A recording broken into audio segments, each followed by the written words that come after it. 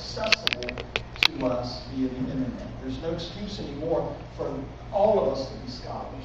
Anything you want to read nowadays, you don't have to go buy the book. You don't have to go to a library that has it.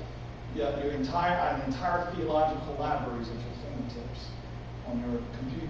Anything you need to know about anything, you can learn how to do anything almost.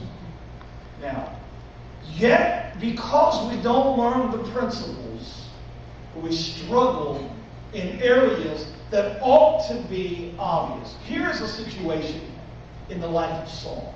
Called to be king, but will struggle all of his life to maintain the very destiny that was placed upon him.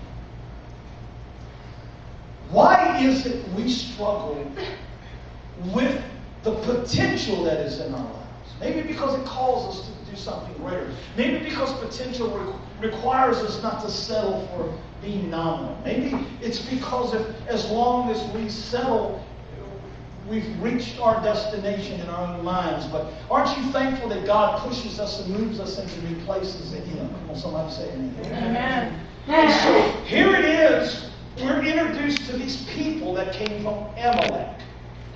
Amalek, or the Amalekites in the Old Testament, always represents your spiritual struggle. Anytime you read about the Amalekites, the people of Amalek speak of your flesh, speak of flesh, the struggle with the flesh. That's good. That's worth your drive right there. Because what I would do is now I would go home and I'd look up every time Amalek or a descendant of Amalek is used in the Old Testament. Read into that story how it's teaching us something about our struggle with the flesh. The truth is your struggle with the flesh is far greater than your struggle with the devil. Wow. So it's a lot easier to shake him shy of what you don't see than it is to take responsibility of the person you can. And so the reality is Saul was called to first obey the words of the Lord, regardless of if the words of the Lord offended his own thinking.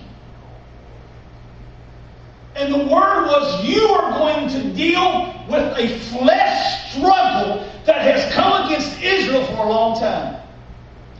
Only a king, listen, God, I feel this. Only a king can speak to a king. Wow. We are trying to defeat kings in our lives, speaking out of the perspective of a pauper. Because we don't understand that we are not a pauper, we're just thinking like one. The reality is if we lack in the natural, it's not because we are created to lack, it's because we've developed a mindset of it.